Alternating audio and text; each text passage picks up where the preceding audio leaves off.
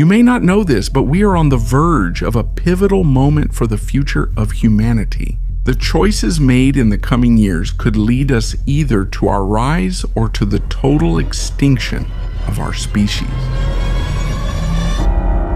Well, at least that's what this documentary suggests. In general, it presents 3 possible scenarios for our future, each with its own implications, and even the most optimistic one is actually frightening.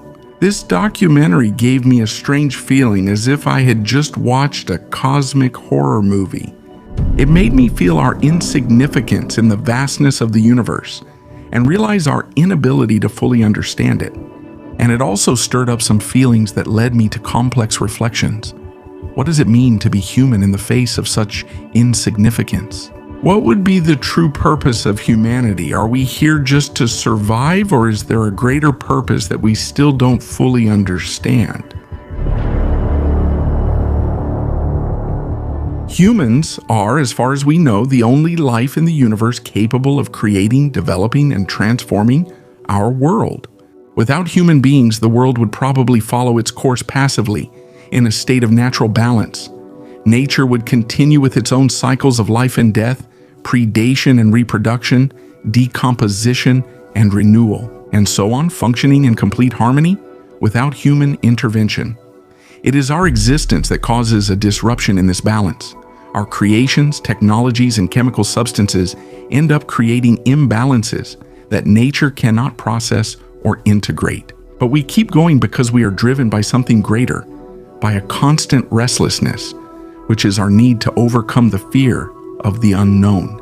The oldest and strongest emotion of humanity is fear, and the oldest and strongest kind of fear is the fear of the unknown. This phrase is from the American writer Lovecraft, who believed that although knowledge and reason were generally seen as forms of progress and enlightenment, there are certain limits that the human mind can and should understand, and that in fact, a complete understanding of our cosmic reality can be so devastating to the human mind that, to protect ourselves, we would choose to reject this enlightenment and seek refuge in ignorance. This characteristic is a hallmark of his works, where he challenges the anthropocentric notion that man is the center of the universe. Thus, in his stories, his characters often discover some frightening truths about the universe and their own insignificance in it, which drives them to madness and despair. As pessimistic as it sounds, some things suggest we may be destined for this. But the truth is, we can't stop. We are never satisfied. We are trapped in this endless cycle of discovery and exploration. Whenever something unknown appears, we can't handle it. We have an incessant need to turn the unknown into the known, to convert chaos into order, the irregular and unpredictable into controllable and familiar patterns. But here's the irony. As we try to control and understand the universe, each advance in discovery brings new questions and dilemmas. The more we discover, the more we realize how much we still have to explore, how much we still don't know. Technological progress is a clear reflection of this constant search for control and understanding of the world. However, blindly believing in the idea that history is a progressive system that leads us to ever greater achievements can be a dangerous illusion. I say this because it's common to believe that any technological evolution represents progress in our living conditions, but often we are destroying ourselves. This doesn't happen because technology is necessarily bad for us, far from it, but because we use it with a mentality of domination, with a mentality of conflict. Whether it's man against nature or man against man, it's that famous phrase, when the wrong man uses the right means work in the wrong way. The human obsession prevents him from seeing himself as an integral part of the ecosystem. We use technology to change and control our environment without thinking about long-term consequences. We are so blinded by progress, consumerism, and human conflicts and disputes that we ignore the damage we cause. And so the potential that technology has to liberate us has become a means of self-annihilation.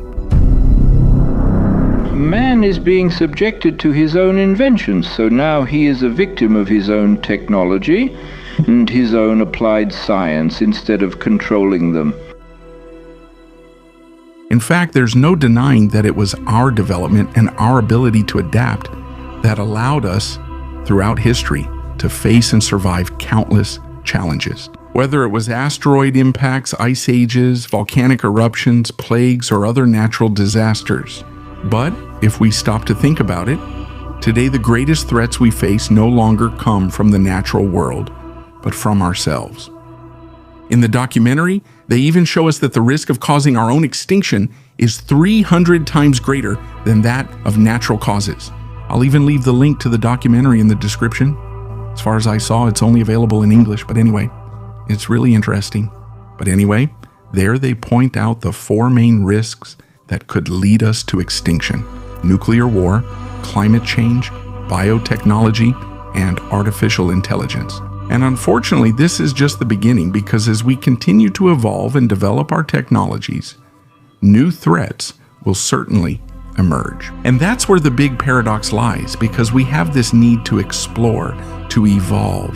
But it's that same need that today puts us at risk of destroying what deep down we value the most. The documentary suggests we're at this historical turning point, a point where the technological climate and socioeconomic changes expected in the coming decades could bring about transformations on a scale never before seen in our history. And that's why the choices and actions we take from now on will be more decisive than ever for the future of humanity.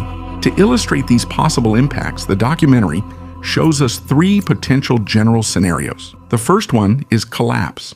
A major disaster brings down our civilization, leading to the extinction of the human race. An apocalyptic context that exposes the fragility of our social structures and our technological power in the face of catastrophic events. We see our own creations turning against us. This reflects Lovecraft's view, as I mentioned earlier, that humanity is a victim of its own consciousness. For him, our knowledge is a self-destructive disease, a disease that makes the inevitable fate of the human race failure. After all, we live in an endless search for knowledge in a universe with unlimited information, where we will never be able to fully understand it. Therefore, the punishment for this civilization would be its own end. Next comes the plateau scenario. Here, humanity avoids collapse but reaches a limit of progress. In this scenario, we manage to maintain our survival, but our development stabilizes. A future where we stop advancing, our achievements become limited, and our growth potential is stifled. No more revolutionary discoveries happen, just a monotony of guaranteed survival, which seems to me to be the most unlikely scenario, since our relentless desire for exploration and discovery would hardly make us accept an existence without progress. Lastly, the optimistic scenario is transcendence. In it, humanity reaches its full potential, multiplying into trillions and transforming into something beyond our imagination. We overcome all obstacles and rise to new levels of existence and understanding, a future of exploring the stars and using solar energy in unbelievable ways, with technology taking us to a quantum leap, to a new state of being, where humanity not only survives but transcends its limitations.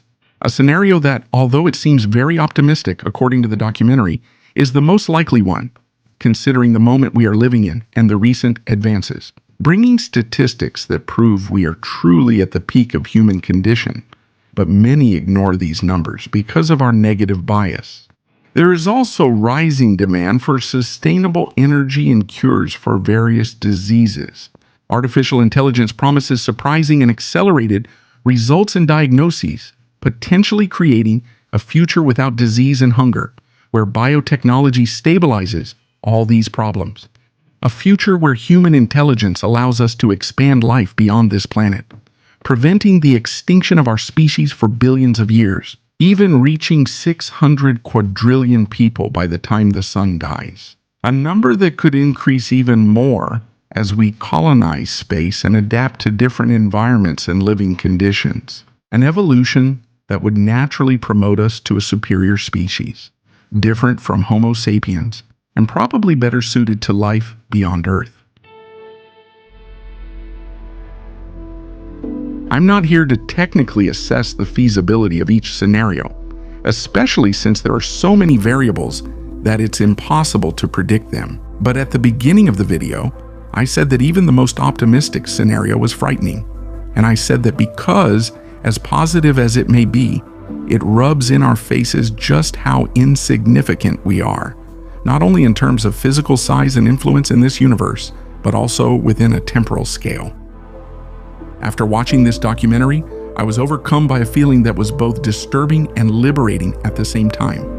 The vastness of the universe made me see people as tiny, fragile, and insignificant grains of cosmic dust. But on the other hand, that same vastness elevates us, giving us the opportunity to see beyond trivialities and to free ourselves from our anxieties, frustrations, and worries that deep down have nothing to do with human nature. I have a clear feeling that, in his relentless search for answers, man realized that in many ways he wouldn't find them.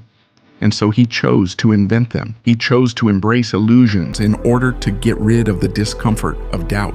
What people don't realize is that by inventing truths to fill this void, human beings deceive themselves, and they make fools of themselves trying to impose order where there is none, letting their reason interfere in territories beyond their understanding. Doubt's discomfort can imprison you, making you easy to control. Accepting explanations for the inexplicable isn't wrong if you still question them. We are so concerned with asserting our certainties that we live full of agony, so distressed by our work, obligations, and so many other trivialities, that the last thing we think about is freeing ourselves from our own mind, which, so shaped and contaminated by certainties, keeps us from seeing everything as it truly infinite.